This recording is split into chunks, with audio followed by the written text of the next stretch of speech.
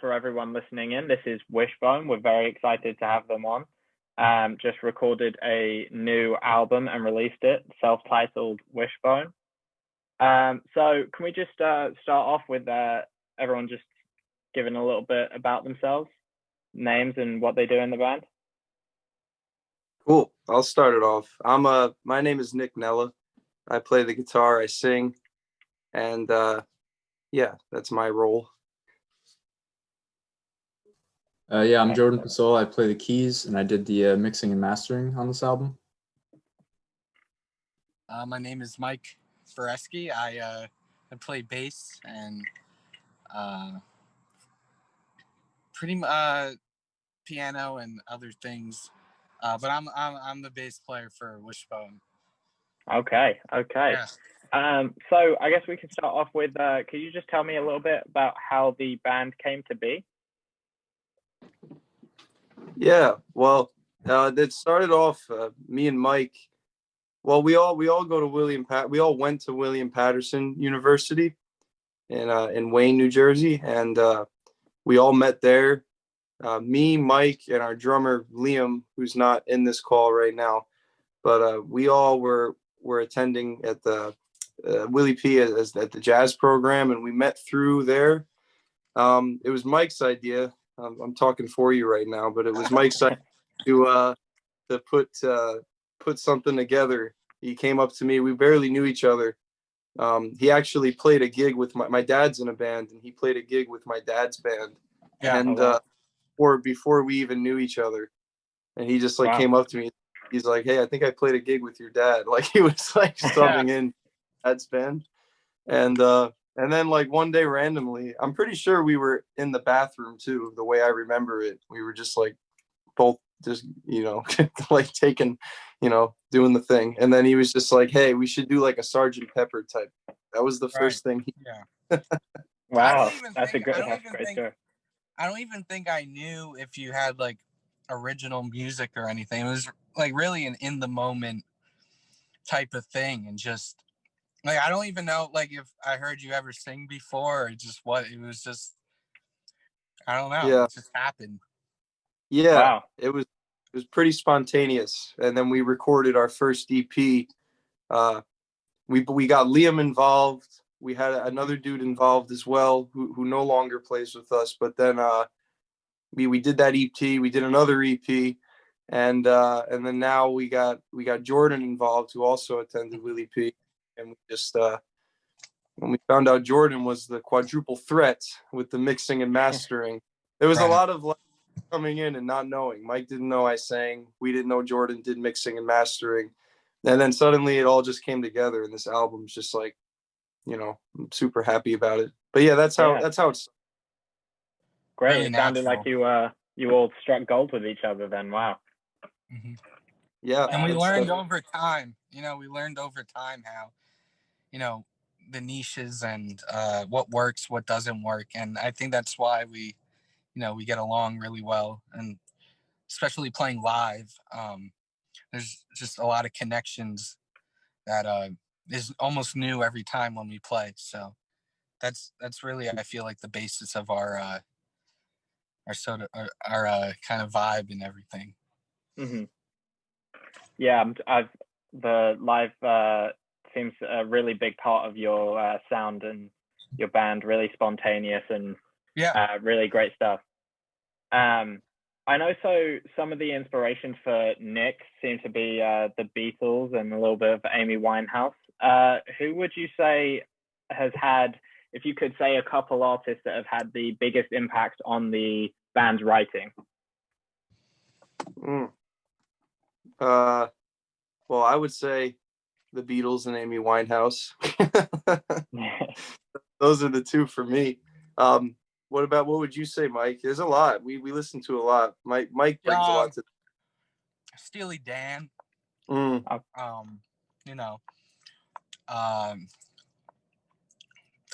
mean, it's just really I would just say the Beatles and Steely Dan. That's just, that's how Nick and I really connected to, the love for the Beatles, the love for Wolfpack. That was a big was definitely a big inspiration too. You know, just as we were starting, they were really pushing out singles and albums, and we were really living in the moment as listeners with that group. So that really helped too. They're amazing people. Mm-hmm. Mm-hmm. Yeah, absolutely. Yeah, you cannot go wrong with those influences, really. No, yeah. Yeah. So, just talking a little bit about the recording of your first LP, full-length LP. Congratulations on the release. It's really great. Thank you. I've listened to it a few times and really, really enjoyed it.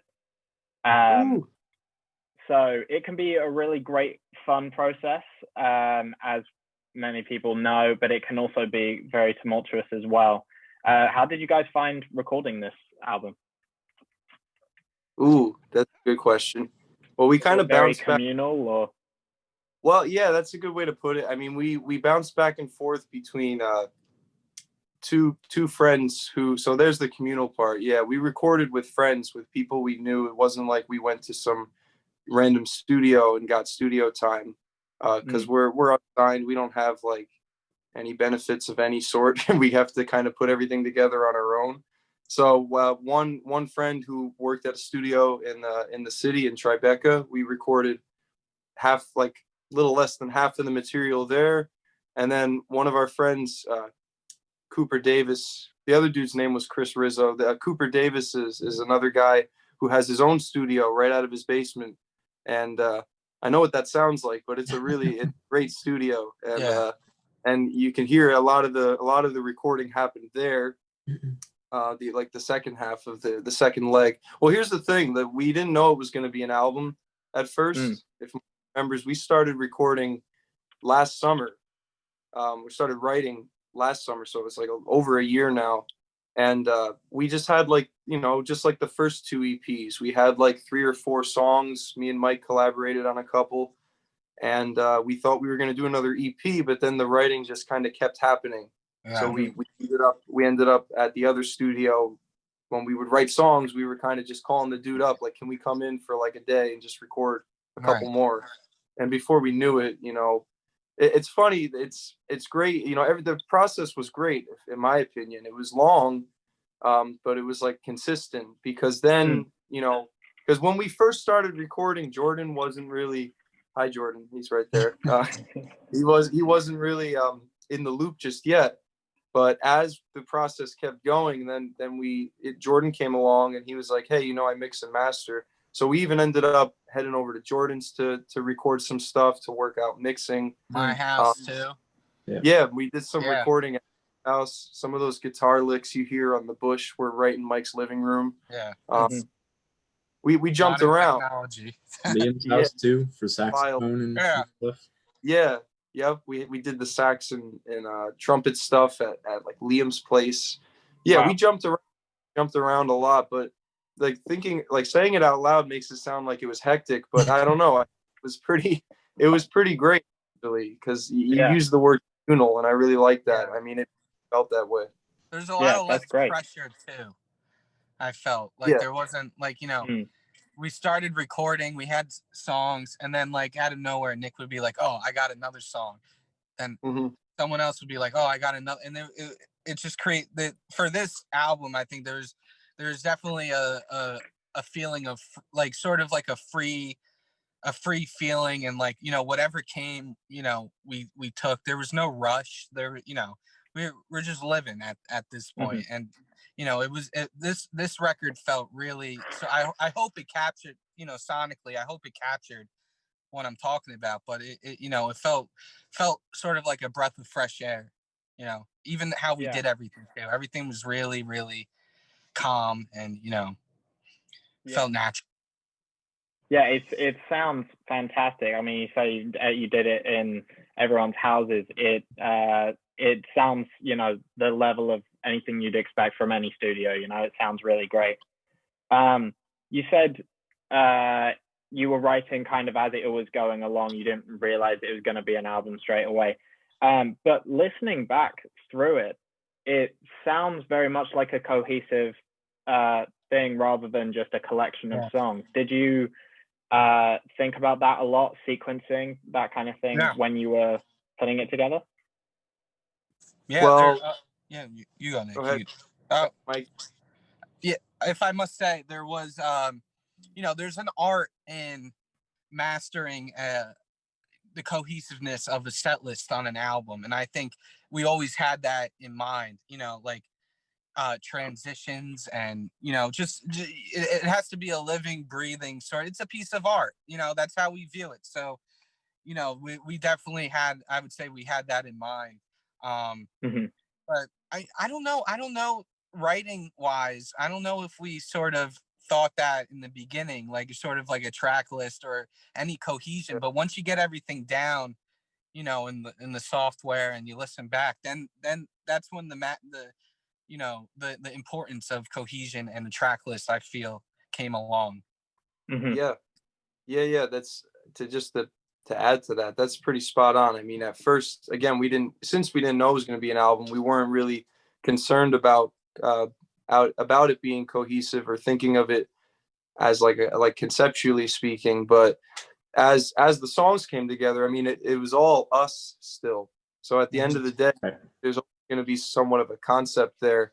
And again, by the end of it, we really got this really great group together with Jordan and Dante managing us. And we just kind of, it's just like looking back, it was like this kind of thing where we look back at all the tunes and the track list kind of wrote itself, or kind of put it together itself. I mean, we kind of talked about it a little bit, but like, wasn't too hard to put it together where it felt cohesive. Because for me at least, like 2 or 3 or maybe even 4 of the songs were written in like a 2-week span, like really quickly. Right. And the other ones were written like almost a year before those, but like me and Mike were together. So it's like we took, like, I see it in my head as like these 2 separate like EPs, or like they could have been 2 EPs, but we were able to merge together and make it all work, which is really nice. And then also you got to shout out Jordan with the mixing and mastering. But we did record, you don't hear that we recorded this in like 100 different places. So I don't know how you did that, but well, it's kind of what you were saying. It's still going to be, as you were saying, it's still going to be the band, no matter what the songs were. It still was going to be, my kind of mixing on each of the songs, and so that common element will tie all the things together without me having to think too much about it, and so that's kind of nice. Yeah, it really, really sounds fantastic and very cohesive. So yeah, you said it was kind of like 2 separate EPs and written at different times, kind of thing. I was going to ask, when you usually start writing, do you find that you end up often having to really, really work for a song and really grinding it out? Or some people like to say that the songs kind of fall into their laps as soon as they start writing, kind of thing. What's your process kind of like? It's there's I think, generally speaking, with this album, we're starting to write more as a full band, but for this album it was pretty much just me and Mike writing. And I think there's 3 processes. I mean, the songs that I bring to the table for this album, they fell in my lap for sure. I know it's like, it's it could sound corny to be like, oh, it just came to me, but like it really did. Like, because I don't like to overthink things, because I'll just get lost and I'll never finish it. And that was another thing about this record. I didn't want to overthink anything. I wanted to let everything just, like, whatever I came up with, that's going to be it. I mean, obviously there were some minor changes, but it was very much, I wanted it to be raw. I wanted it to be minimal, and I didn't want to worry about adding too many things. So I would say that the songs I wrote alone, a couple of them, like, I just called up Mike and Liam at the time and was just like, I got a song, and I just went in and I was like, boom, verse, chorus, bridge. We just had everything. It was done, played through it, and we barely changed it from that day. And then the other process, Mike, you could talk about the tunes that you bring in, like solo you, but I would say the ones me and Mike work on, there's a little bit more of ironing things out, but it's still to the point of just like, we just really trust each other. It's just like, yeah.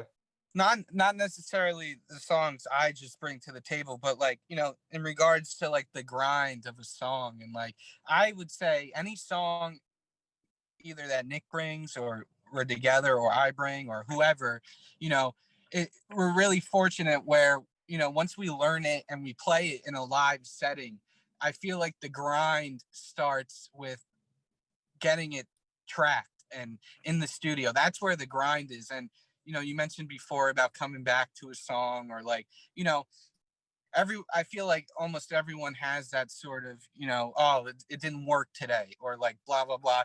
But a lot of these songs, you know, I feel we, you know, we rarely had that feeling. So you know, definitely post production, you know, production, we, you know, sometimes there's some certain parts we had to grind or come back to, but every song felt really really strong, and you know, everyone had a lot of passion, you know, kind of thrown to the table in regards to the song. So everything just worked really, really well and easy in a way. I mean, I can't speak on Jordan's behalf when he had the mix and master almost, you know, every little thing.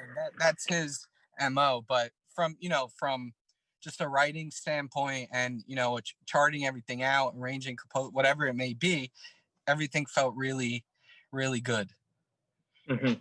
And Jordan, it must have been great to be mixing and mastering a project that you're so involved in yourself already. Yeah. I mean, I always feel that if a band has, you know, someone in it or multiple people in it who have the requisite skills to do that kind of thing, it gives you a better product because you're tying those two elements together. Sometimes people have their work mixed by someone who like doesn't even know the people in the band, doesn't know the music. And I think things can sound a little disjunct when that happens. So when you're part of it, I think it gives you a really cohesive product. Jordan's only 20 years old, by the way, if I must say.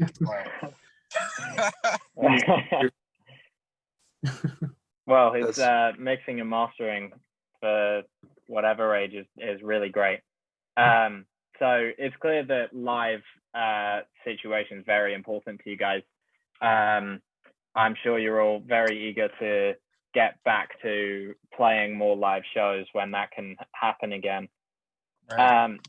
Do you have any quirks when it comes to your performing? Any pre-show rituals or anything like that? No, it's just making sure we show up at the right time. I would say with our instruments, Mike. Right? With our instruments, making sure everybody's there and sober enough to at least start it off without, you know, any huge problems. Absolutely. Sorry. No, go ahead. I was just going to ask, what kind of venues are your favorite to perform in? You know, the rowdy basements of New Jersey, or more of a bar venue kind of, or a bigger place, you know? I mean, we're like basically a bar band too, like on the side, like, you know, you know, even before Wishbone, I was playing bar gigs. I love the bar ones. Yeah. They're great because the crowds are usually just this weird mix of like middle-aged people just trying to drink and have a night out, and then like younger people who come to see us who are just like, you know, taking shots and stuff. And but by the end of it, by the middle of it, really, we're all kind of drunk together and just like having a ball. And we get to whip out these covers. And my favorite part of the bar gigs, especially as of late, is we can play these covers that you'd expect any bar band to play, but we kind of whatever we want like with it. We'll take it for a ride, and nobody says anything. You know, that's rewarding. It's an experience. Yeah, nobody's complaining. Like the crowds, I mean, I'm sure there's at least one or two people who are like, "What are these guys doing soon?" But like, generally speaking, people tend to dig it, and it's like I love that bar vibe of like starting at like 9. And everybody's like sober and just like, you know, and we started kind of soft. And then by the end of the night, it's like nobody knows what's going on, but in the best way possible. Yeah, absolutely. You seem to have a great perspective on the cover culture, I guess, of having Across the Universe on your album, which was a great version, I have to say. and doing your own thing with it. Really, really love that perspective on other people's music, you know. Yeah. So there's been great so far. I would love to ask, you're all happy and you're all 70 years old, okay? You've had a lovely, illustrious career and you're hanging up your boots. How do you want this band to be remembered in the music community and your fans? Ooh. Workhorses. Yeah? Yeah. Love that answer. Yeah. There we go. We play for people to enjoy and have an experience and have a good time, either if it's in a live setting or if they're alone listening to the music on, you know, a streaming service or something. I just want people to know, like, you know, there's work put in here and it's for everyone, and, you know, it's for ourselves too, obviously, but, you know, this is a universal language, right? Music. So, you know, we hope we can touch people, connect with people, and maybe influence people. I don't know. Yeah. To add to that, I just want people to look back and think of Wishbone and say, "Damn, I was so drunk. I don't remember what they played that. I was just having much fun." I've heard many people say that before. Oh, okay. Already. Well, I know I have. Yeah. Yeah. No, the best live show. The best. It's all about the live show. Absolutely. I love that view on just wanting to bring your music and bring people the joy of seeing you guys live and leaving your imprint like that. That's really, really great. Mm-hmm. It's been fantastic to have you guys on for this interview. Really enjoyed it. Would you guys like to plug any of your social media or anything, put any of that out for our listeners? Oh yeah, well, we're on Instagram. We've been trying to post more because we're not very good at that, but we're going for it. We're gonna give you guys some clips here and there. What's our Instagram? Wishbone_band. Because Wishbone is already taken, I think, and we're not gonna pay off the guy who has it. No, we're not. We're gonna get that blue check mark one of these days. Absolutely. We need your help. The camera. Yeah, with your help, Harry. Exactly. Yeah. I'll do my best. On you. I'll be rooting for your blue check. Absolutely. Thank you. All right. Well, I've been Harry Wiley, and this has been an interview with Wishbone. Thanks for listening in. Thank you. Thanks, Harry.